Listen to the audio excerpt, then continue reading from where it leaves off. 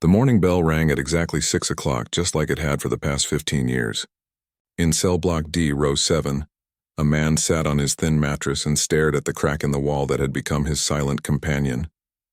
He knew every inch of that crack, every branch it made, every spot where the paint had chipped away.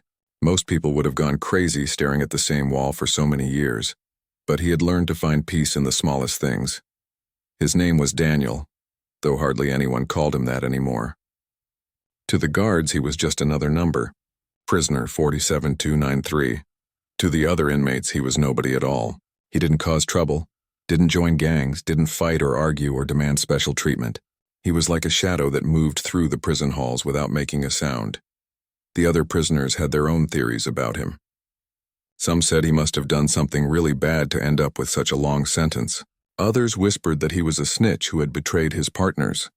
A few thought he was just weak, someone who couldn't survive in the real criminal world inside the prison. Whatever they believed, the result was the same. They left him alone.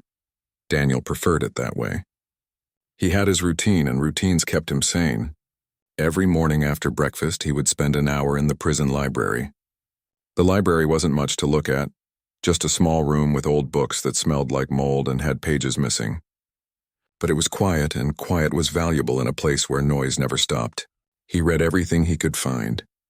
History books, science magazines from 10 years ago, even romance novels that other inmates had left behind. Reading took him away from the concrete walls and steel bars, even if just for a little while. After library time, he would head to the yard. Most inmates used the yard to work out, play basketball, or form groups in the corners where they could talk business that the guards pretended not to notice. Daniel went to his garden. It wasn't really a garden, just a small patch of dirt near the fence that nobody else wanted. The soil was poor and full of rocks, but Daniel had slowly worked it over the years. He grew tomatoes, some herbs, and a few flowers that somehow managed to bloom despite the harsh conditions.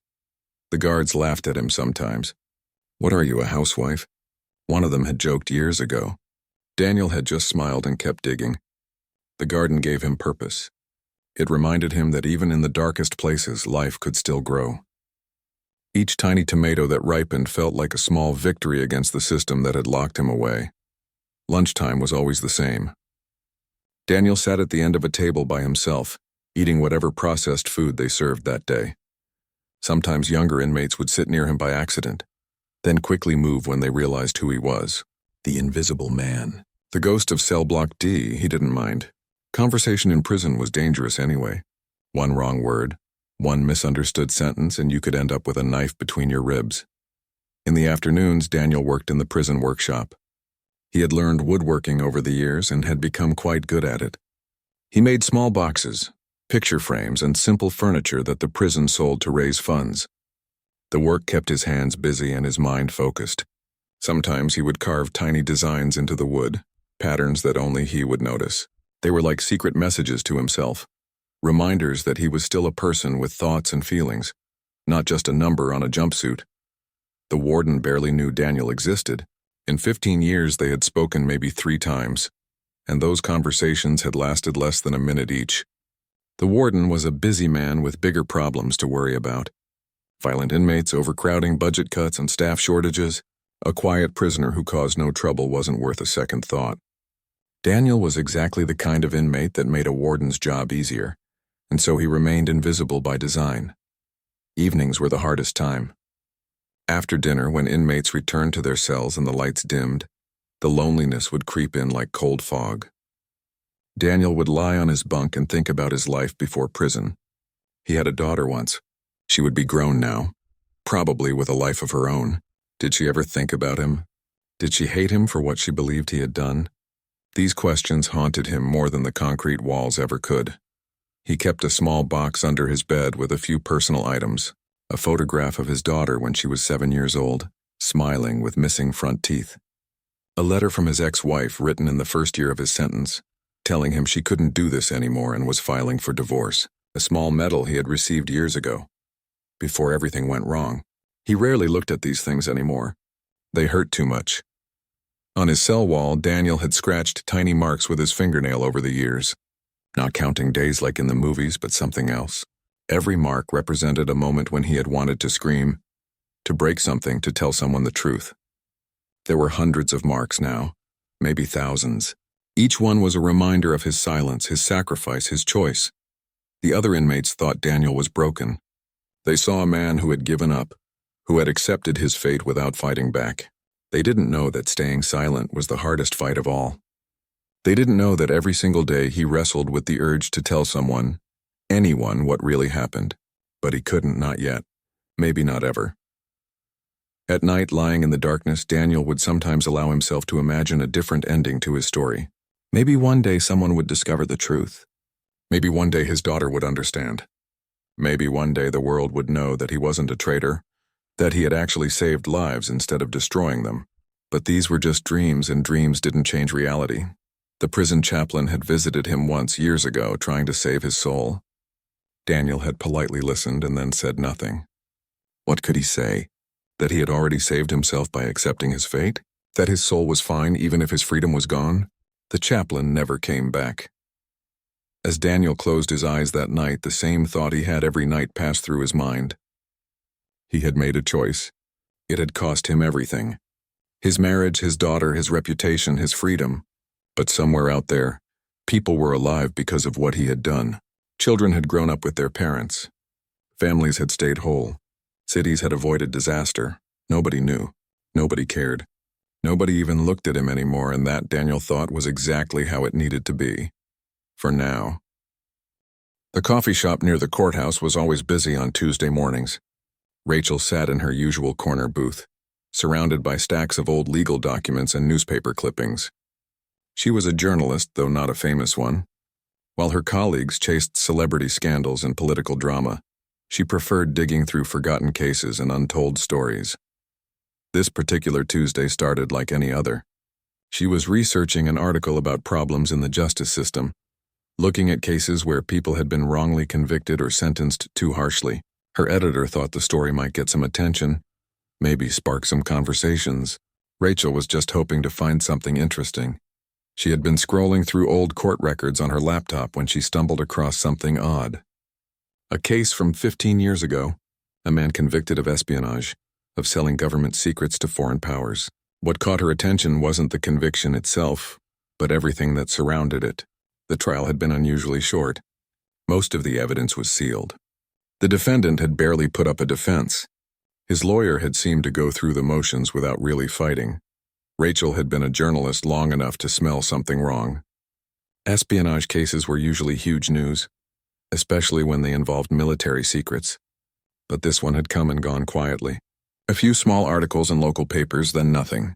The man had disappeared into the prison system, and the world had moved on. She started digging deeper. The more she looked, the stranger things became. Every time she tried to request documents through official channels, she hit walls. Files were classified. Witnesses refused to talk. Even the lawyer who had represented the convicted man seemed nervous when she called, quickly saying he couldn't discuss the case and hanging up. Most journalists would have given up. The story was old. The man was already in prison and nobody seemed to care. But Rachel had always been stubborn. Her father used to joke that she was like a dog with a bone, never letting go once she bit down on something. This case had become her bone. She spent weeks tracking down anyone connected to the trial. Most people didn't remember much or didn't want to talk. One retired judge told her the case had been handled by people way above his level. A former prosecutor said something vague about national security and changed the subject. A court clerk remembered thinking it was strange how quickly everything had moved. But she had just been doing her job. Rachel's breakthrough came from an unexpected place. She was having lunch with an old friend who worked in government archives when she mentioned the case. Her friend got quiet for a moment, then leaned in close. "Be careful with this one," she whispered. Cases that get sealed like that usually mean intelligence agencies are involved. You might be poking a hornet's nest. That warning should have scared Rachel off. Instead, it made her more curious. If intelligence agencies were involved, why had they prosecuted one of their own? Unless he wasn't really one of their own, or unless there was something else going on entirely. She started looking at the case from a different angle. What if the man hadn't been a traitor? What if the conviction had been for some other reason? She began researching terrorist activities around the time of his arrest. What she found made her pause. 15 years ago, there had been whispers about a domestic terrorist group planning major attacks. The news had reported that authorities had stopped several plots, arrested some people, and dismantled the organization. But the news never explained exactly how they had gotten their information. Intelligence sources, the articles always said. Tips from concerned citizens. Lucky breaks. Rachel printed out timelines and pinned them to the wall of her tiny apartment. On one side, she put every event related to the prisoner's case. On the other side, she put news about the terrorist plots that had been stopped. The dates lined up too perfectly to be coincidence. The arrests of terrorist cell members happened just weeks after the prisoner's conviction. The prevention of planned attacks came shortly after his trial ended. It was like looking at a puzzle where half the pieces were missing, but you could still see what the picture was supposed to be. Rachel felt a chill run down her spine. What if this man had been working undercover? What if he had infiltrated the terrorist group? And what if his prosecution had been a cover story to protect him or the operation? She needed proof. Real proof. Not just theories and timelines. She spent another month tracking down former intelligence officers who had worked around that time. Most wouldn't talk to her at all. Some laughed at her theory. One told her she was wasting her time on conspiracy theories. Then she found Henry. He was a former intelligence officer who had retired 5 years ago and moved to a small town upstate. He was in his 70s now, sick with cancer, and according to mutual contacts, not expected to live much longer. Rachel drove 3 hours to meet him at his home. Henry lived in a simple house with a view of the mountains. When Rachel arrived, he was sitting on his porch, wrapped in a blanket despite the warm weather. He looked tired, the kind of tired that comes from carrying heavy secrets for too long. She explained what she had found, showed him her timeline, shared her theory. Henry listened without interrupting, his face unreadable. When she finished, there was a long silence. Rachel held her breath, waiting. Finally, Henry spoke. "You're a good journalist. Better than most." He paused, looking out at the mountains. "I'm dying. Doctor says I have maybe 6 months, probably less. I've been thinking a lot about the things I've done in my life, the secrets I've kept. Some of them need to stay secret. But some of them," he trailed off. "This case is one that shouldn't stay secret?" Rachel asked gently. Henry nodded slowly. "That man in prison, he's a hero, not a traitor. And he's been rotting in a cell for 15 years because people like me decided that his sacrifice was necessary. We told ourselves it was for the greater good, that he understood what he was agreeing to. But lately I've been wondering if we were right." Rachel's hands were shaking as she pulled out her recorder. "Will you tell me what really happened?" Henry looked at her for a long moment, then nodded. "Yes, but you have to understand what I'm about to tell you will change everything. For him, for his family, and maybe for you too. Once this story gets out, there's no taking it back." "I understand," Rachel said. "All right then," Henry said, taking a deep breath. "Let me tell you about the bravest man I ever knew, and how we let him become a ghost."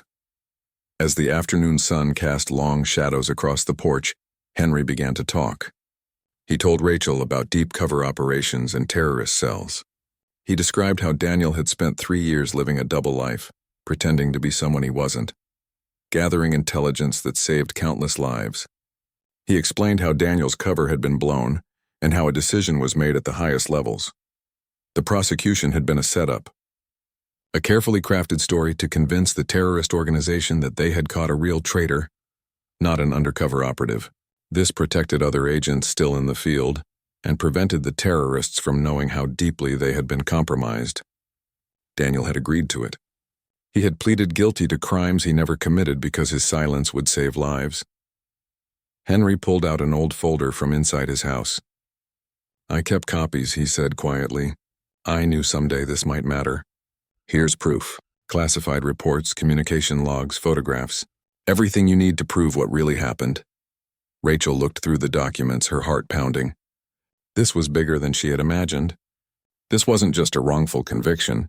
This was a man who had sacrificed everything, willingly, and had been forgotten by the very country he had saved. "Why are you giving this to me now?" she asked. Henry smiled sadly. "Because I'm old and dying, and I don't want to meet my maker knowing I let an innocent man die in prison.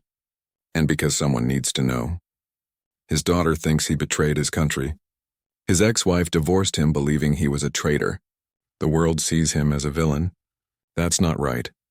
As Rachel drove back to the city that evening, the folder of documents on her passenger seat felt like it weighed 1,000 pounds. She knew what she had to do. She had to tell this story. She had to bring the truth into the light, but she also knew that once she published this, nothing would ever be the same. For Daniel, for the intelligence community, for everyone involved. The next morning, Rachel walked into her editor's office with the folder and a determined look on her face. "I need to show you something," she said. "And when you see it, you're going to want to clear the front page." The article hit the newsstands on a Thursday morning. Rachel had spent 2 weeks writing and rewriting it, making sure every fact was perfect, every source was solid. Her editor had been nervous about publishing something so explosive, but the evidence was undeniable. They had checked everything 3 times, consulted with lawyers, and prepared for the storm they knew was coming. The headline read, "The Hero We Imprisoned: How One Man Sacrificed Everything to Save Thousands." Within an hour of the newspaper going live online, Rachel's phone started ringing. Other journalists wanted interviews. News stations wanted her to come on air.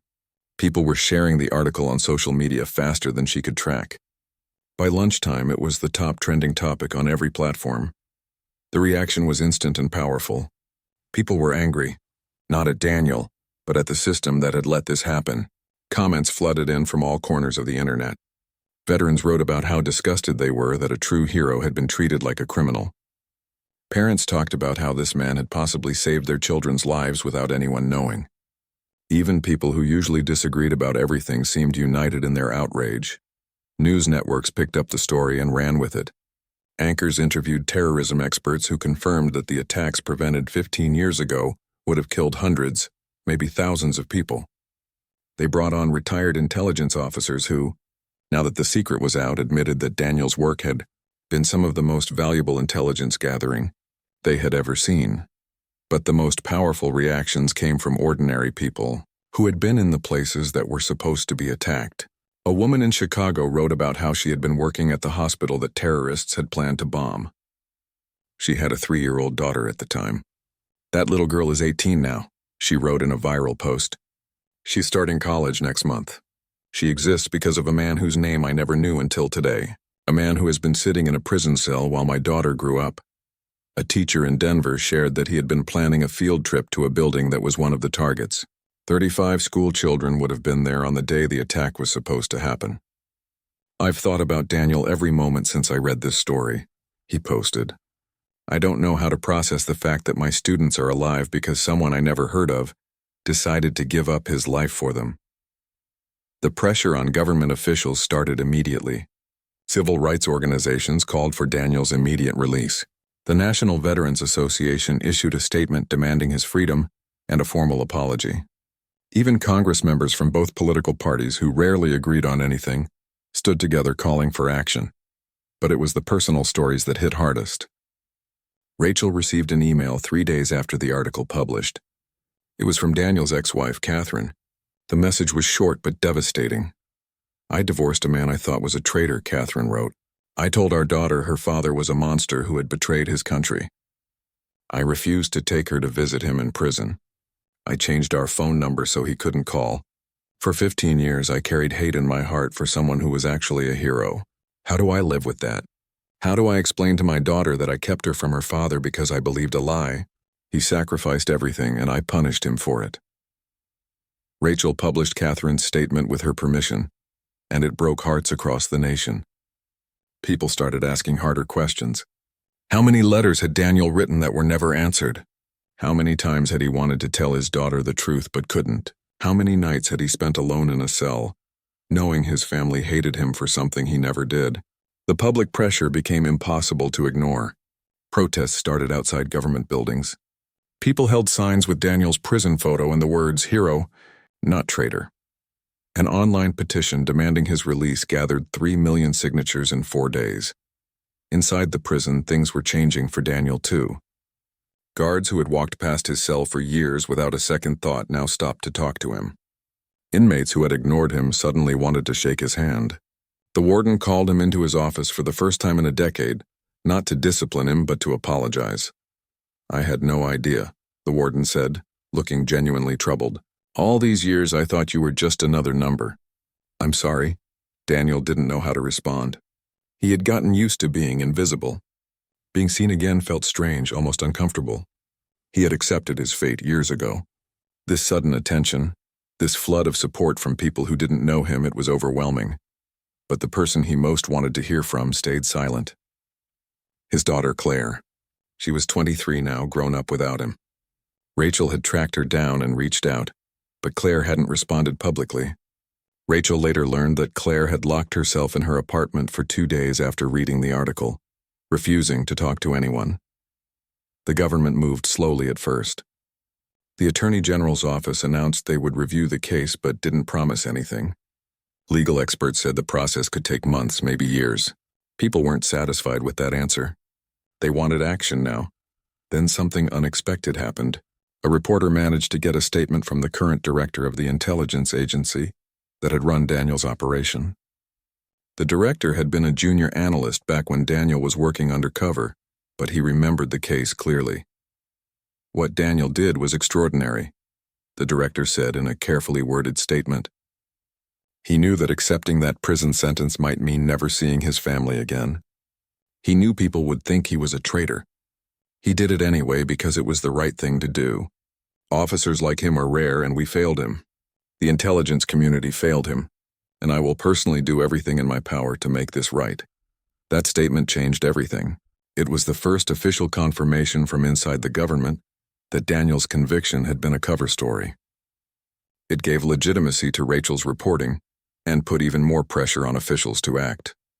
Within a week, the Attorney General held a press conference.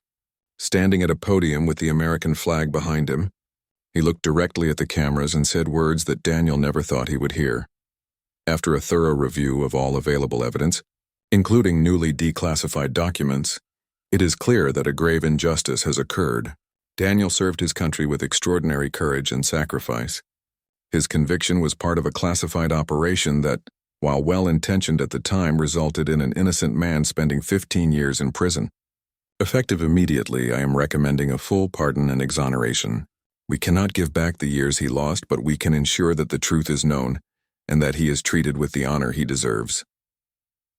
The crowd at the press conference erupted in applause.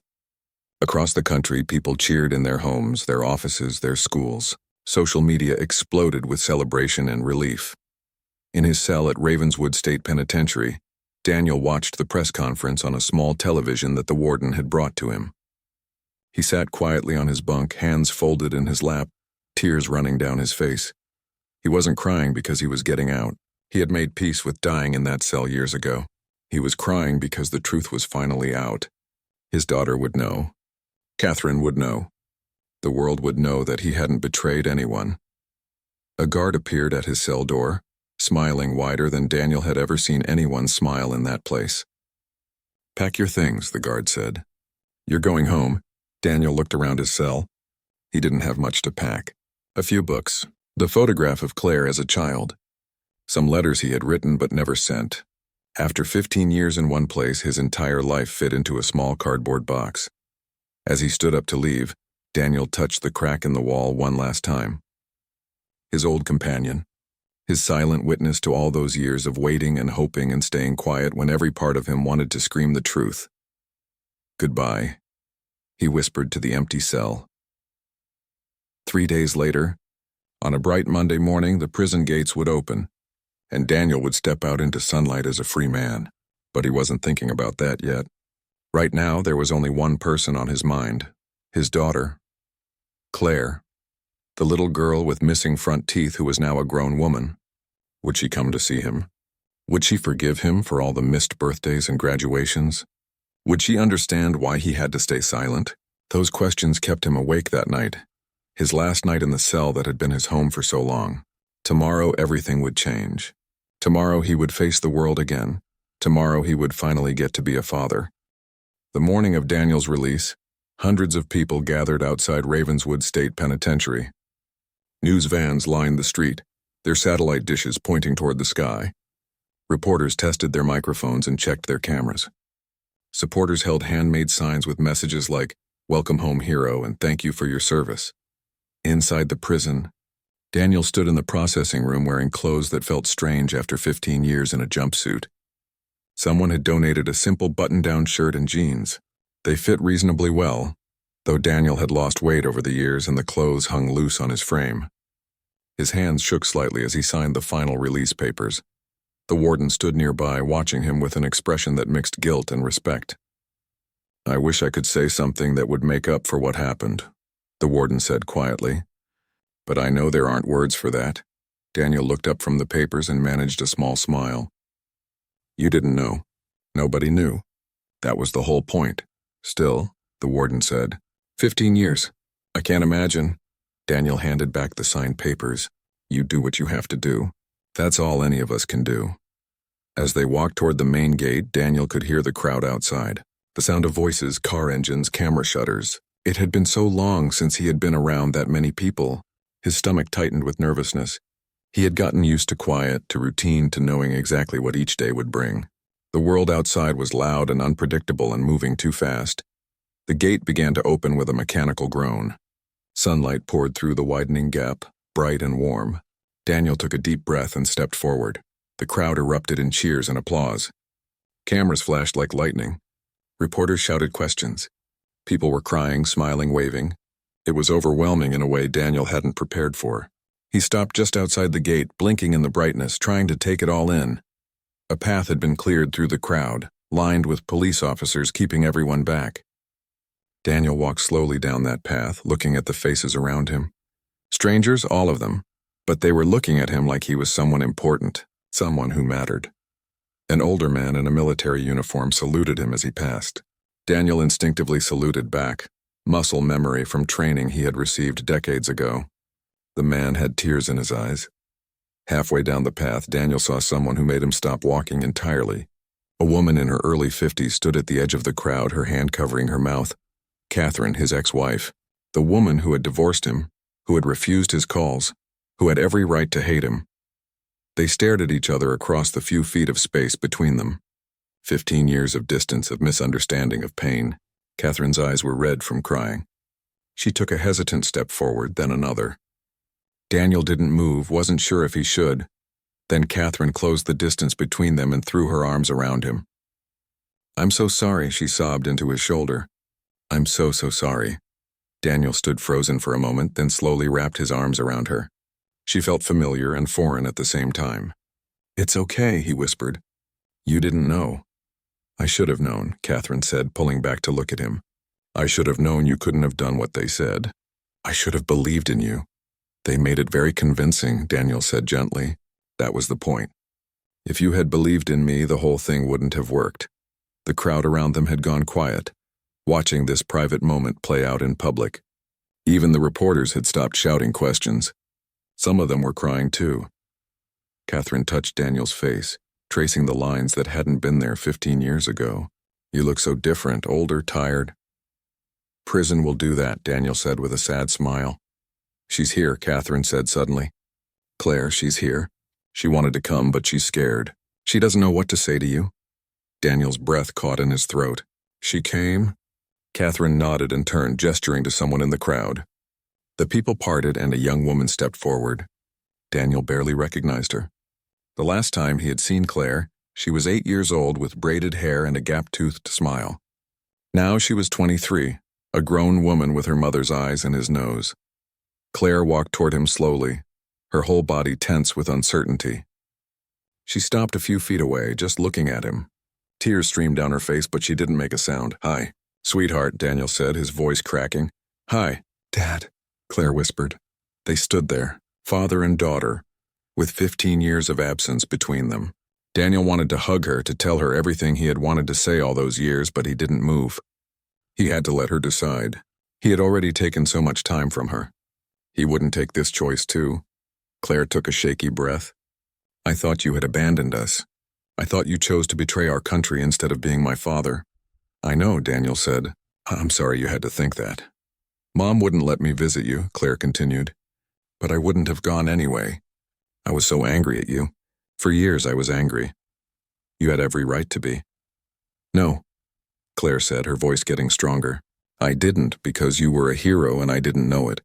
You were saving people's lives, and I thought you were a monster. I missed my own father's life because of a lie." "It was a necessary lie," Daniel said softly. "That doesn't make it hurt less," Claire said. Then, after a long pause, "But I'm trying to understand. Mom helped me understand. And reading about what you did, what you sacrificed," her voice broke. "You gave up everything. You gave up me." "Not giving you up was never an option," Daniel said, tears now flowing freely down his own face. "Keeping you safe was the only thing that mattered. You and thousands of other children. If I had to make the choice again, I would do the same thing. But that doesn't mean it didn't kill me every single day." Claire closed the distance between them in 2 quick steps and crashed into her father's arms. She sobbed against his chest like she was 8 years old again, and Daniel held her like he had been waiting 15 years to do, which he had. "I missed you so much," Claire cried. "I missed you so much, and I didn't even know I was allowed to miss you." "I missed you too, baby girl," Daniel said, using his old nickname for her. Every single second of every single day, they stood there holding each other while the crowd watched respectfully. Some people took pictures, but most just witnessed the moment in silence, understanding that they were seeing something sacred. A family broken by duty, now beginning to heal. Eventually, Claire pulled back and wiped her eyes. "I have so many questions. About what you did, about where you were, about everything." "I'll answer all of them," Daniel promised. "We have time now. We have all the time in the world." Catherine joined them, and for a moment the three of them stood together. Not a family anymore, not in the way they used to be, but something. A connection that had survived, despite everything. A government car pulled up nearby, black and official looking. A woman in a business suit stepped out and approached them. "Mr. Daniel, I'm from the Attorney General's office. We have a ceremony scheduled at the White House tomorrow. The President wants to formally apologize and present you with the Presidential Medal of Freedom." Daniel looked at her blankly. "The what?" "The highest civilian honor in the country," the woman explained. "For your service and sacrifice." Daniel shook his head slightly. "I don't need a medal. I just want to spend time with my daughter." "Dad," Claire said, squeezing his hand, "you should go. People need to see this. They need to know that what you did mattered." "It already mattered," Daniel said. "People are alive. That's all that matters." "But people should know your name," Catherine added. "After 15 years of being nobody, let them see who you really are." Daniel looked at the two of them, then at the crowd that was still watching, still waiting. He thought about all the people who had survived because of what he had done. The children who had grown up, the parents who had come home, the families that had stayed whole. Maybe they were right. Maybe the world did need to see that some people sacrificed everything for others. Maybe his story could mean something beyond just his own freedom. "Okay," he said finally. "I'll go to the ceremony. But after that, I want peace and quiet and time with my family. Whatever is left of it." "That's all we want too," Claire said, leaning against his shoulder. As they walked toward the car together, Daniel looked back one last time at the prison gates. That place had been his home for 15 years. It had been his punishment and his sacrifice and his silent burden. Now it was just a building getting smaller in the distance. He was free. Finally, truly free. Not just from the prison, but from the secret he had carried for so long. The truth was out, and he could breathe again. Tomorrow he would meet the president and receive a medal and stand in front of cameras and crowds. But today, right now, all that mattered was the feeling of his daughter's hand in his, and the knowledge that he didn't have to be invisible anymore. The hero everyone had ignored was finally being seen. The White House looked even more impressive in person than it did on television. Daniel stood in a side room, adjusting the tie that someone had helped him put on that morning. He still wasn't used to wearing normal clothes. The tie felt like it was choking him, but Claire had insisted he look proper for the ceremony. She stood next to him now, straightening his collar even though it didn't need straightening. It was just an excuse to fuss over him, to touch him, to make sure he was really real and not going to disappear again. Daniel didn't mind. He had missed 15 years of her doing exactly this kind of thing. "You nervous?" Claire asked. Terrified, Daniel admitted. "I spent 15 years trying not to be noticed. Now I'm about to stand in front of the entire country." "You'll do fine," Catherine said from across the room. She had come to support him, even though their relationship was complicated. Some things, she had said, were bigger than divorce papers and hurt feelings. A staff member poked her head into the room. 5 minutes, Mr. Daniel. The president is ready. Daniel took a deep breath. Claire squeezed his hand. I'm proud of you, Dad. I know I wasn't for a long time, but I am now. I'm so proud of you. Those words meant more to Daniel than any medal ever could. They walked through the hallways of the White House, past portraits of former presidents and rooms where history had been made. Daniel tried to take it all in, but everything felt surreal. Just 2 days ago, he had been prisoner 47293. Now he was being escorted to meet the President of the United States. The East Room was filled with people. Journalists, government officials, military officers, and ordinary citizens who had been invited because their lives had been touched by the attacks that never happened. Daniel recognized some faces from the news coverage. The woman from Chicago whose daughter had been 3 years old. The teacher from Denver who had planned the field trip. People who were alive because of what he had done. They all stood and applauded when he entered the room. Daniel felt his face flush with embarrassment. He wasn't used to being the center of attention. He had spent most of his adult life trying to blend in, to be forgettable. This was the opposite of everything he had trained himself to be. The president stood at the front of the room, waiting. When Daniel reached him, they shook hands. The president's grip was firm, his expression sincere. Mr. Daniel, the president said, his voice carrying through the room. On behalf of a grateful nation, thank you. And I'm sorry. Sorry for what you endured. Sorry for what you lost. And sorry that it took us this long to tell the truth. Daniel nodded, not trusting his voice to respond. The president continued, addressing the full room now. We are here today to honor a man who represents the best of what it means to serve. Daniel didn't serve on a battlefield where people could see his bravery. He didn't receive recognition or praise. Instead, he went into the darkest places, pretended to be someone he wasn't, and gathered intelligence that saved countless lives. And when his mission required him to be seen as a traitor, to be hated by his own family and country, he accepted that burden without complaint. The room was completely silent. People were hanging on every word. For 15 years, Daniel sat in a prison cell. He could have demanded the truth be revealed. He could have broken his silence. But he didn't, because even from inside that cell, he was still protecting the mission, still protecting other operatives, still putting the safety of others before his own freedom. That is the definition of heroism. The president picked up a blue box from a nearby table and opened it. Inside was the Presidential Medal of Freedom, gold and gleaming. Daniel, by the power vested in me as President of the United States, I present you with the Presidential Medal of Freedom, our nation's highest civilian honor. This medal cannot give back what you lost. It cannot erase the years of pain and isolation, but it stands as a symbol that your sacrifice was not in vain, and that your country recognizes what you did for us. The president placed the medal around Daniel's neck. The room erupted in applause. People stood clapping and cheering. Daniel saw tears on faces throughout the crowd.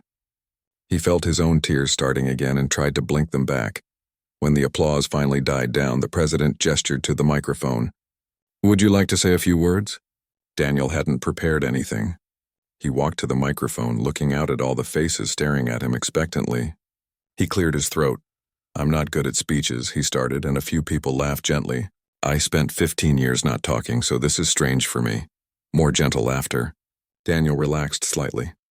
When I agreed to go undercover, I knew it was dangerous, but I didn't know it would cost me everything. My marriage, my relationship with my daughter, my freedom, my name, that was harder than any training, harder than any mission.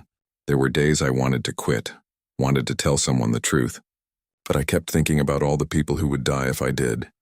He paused, looking at the woman from Chicago. I thought about children going to hospitals with their parents. I thought about students on field trips.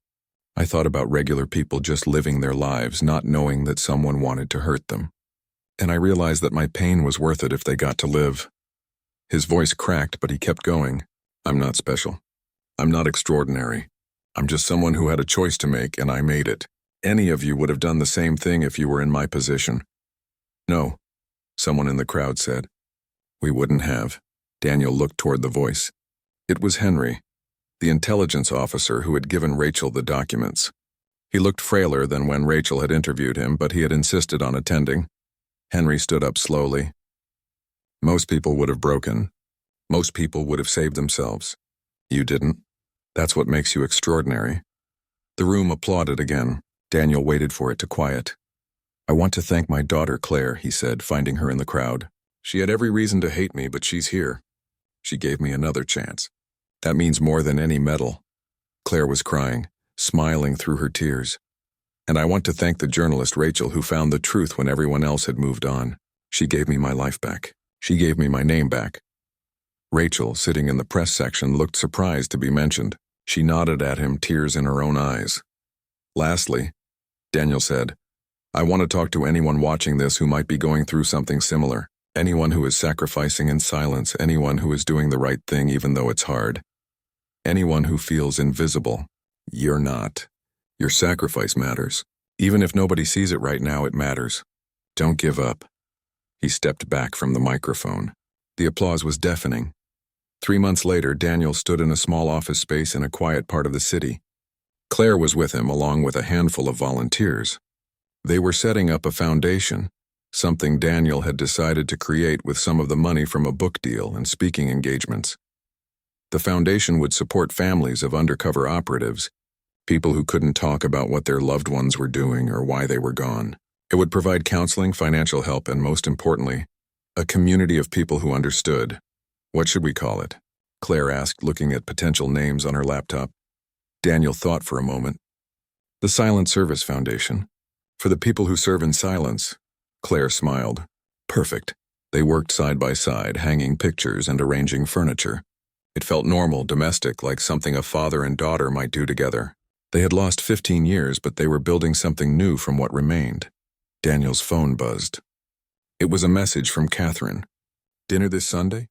I'm making your favorite. He smiled and typed back, I'll be there. They weren't getting back together. Too much had happened, too much time had passed. But they were finding a new way to be in each other's lives. A different kind of family, but a family nonetheless. That evening, Daniel stood at the window of his small apartment looking out at the city. Lights twinkled in the darkness. Somewhere out there, people were living their lives, unaware that 15 years ago those lives had almost been taken from them. Daniel thought about the terrorist plots that had been stopped, the bombs that never exploded, the families that stayed whole. He thought about the price he had paid and whether it had been worth it. Then he thought about Claire's laugh that afternoon when they had argued about where to hang a picture. He thought about Catherine's text and the promise of Sunday dinner. He thought about the letters he had received from strangers thanking him for his service. Yes, he decided. It had been worth it. He wasn't prisoner 47293 anymore. He wasn't the ghost of cell block D. He wasn't the invisible man that everyone ignored. He was Daniel, father, hero, survivor, a man who had sacrificed everything and somehow found a way back to himself. The city lights continued to twinkle, each one representing a life being lived, a story being told, a future made possible by people who served in silence. And Daniel finally understood that some heroes don't need to be seen to matter. They just need to keep going, keep sacrificing, keep believing that what they're doing makes a difference. Because it does. It always does.